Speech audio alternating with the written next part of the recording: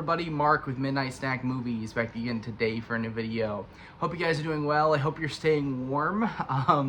It's been an interesting week here weather-wise. I am part of the group of people in the United States affected by the Great American Snowstorm of 2026. It's crazy the size to me of this snowstorm. Where I live here in the Midwest, we usually get at least one snowstorm that's upwards of 7 or 8 inches a year, and this just kind of happens to be the one. But this storm in size is crazy. It goes from Texas all the way up to Boston, blanketed in snow and ice. And I know if you're living in the South, ice is not something you really want to mess with, so my heart goes out to you guys for sure. But I personally love snow. I think it's great. I love just the vibes of staying inside on a snow day. And I've had a couple snow days in a row, got another snow day coming up tomorrow, so I'm very happy to be able to sit at home, stuff my face with food, and watch movies. So today that's what I wanted to talk about, is a few of my favorite movies to watch if you have a snow day or during a snowstorm. I think these are great winter vibes and just fun ones that I like to revisit whenever we get a major snowstorm. So without further ado, let's get into this. Let's talk about some movies.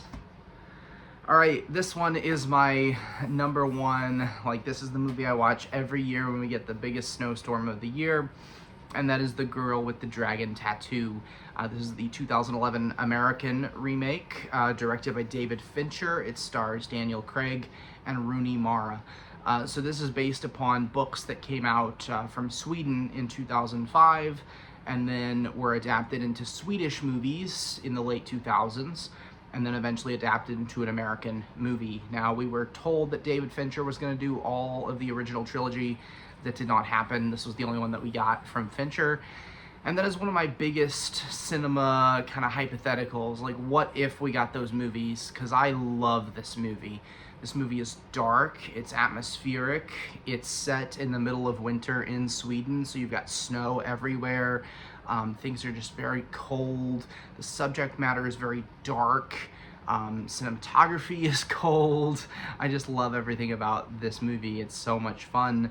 In a weird way, you know, it's a very dark, disturbing subject matter, but if you like to throw something on that's going to kind of creep you out for a couple hours, that builds tension pretty well, and it's just really cold outside, this is the movie that I always gravitate towards.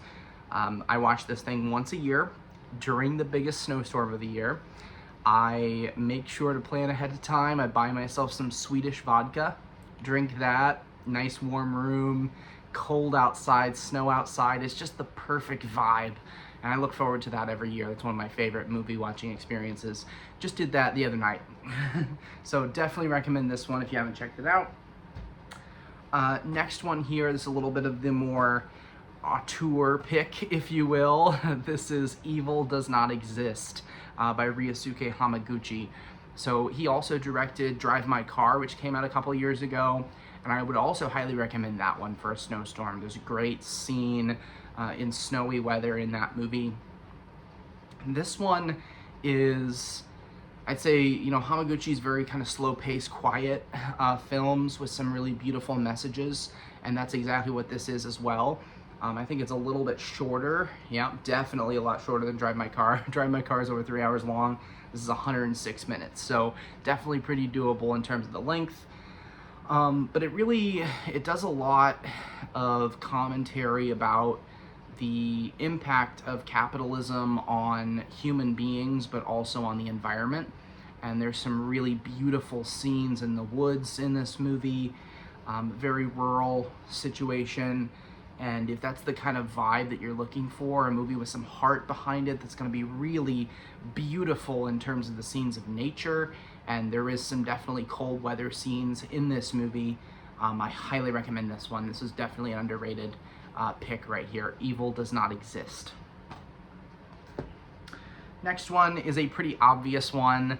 If you're a horror fan at all and someone tells you to throw on a movie during the snowstorm, there's probably two options that you're going for, and I've got them both right here. So we've got The Thing and we've got The Shining. So The Thing, different kind of horror vibe. It's kind of more of the slightly silly direction, with the body horror elements and everything. And The Shining, definitely in that psychological thriller direction. I mean, two iconic horror films, two of the greatest horror films of all time, just two of the greatest films of all time. Obviously, if you haven't seen either one of these, you need to watch. And my final pick, another classic, Fargo from 1996, Coen Brothers. Obviously, you can tell from the front cover there's a lot of snow in this movie. Great Minnesota, North Dakota accents, kind of that upper Midwest culture. Very funny. A great thrill ride with this one as well. There's a really great balance between comedy and thriller in this one. And it's another just fantastic movie to watch when you're snowed in. So there you go. There's my picks. Got 5 titles here. I can't fan them out to save my life, but 5 titles that you should check out if you're currently snowed in. With that being said, so I've had a few snow days in a row here. Finally, maybe, not gonna promise it, maybe getting into making some more videos in the next few days.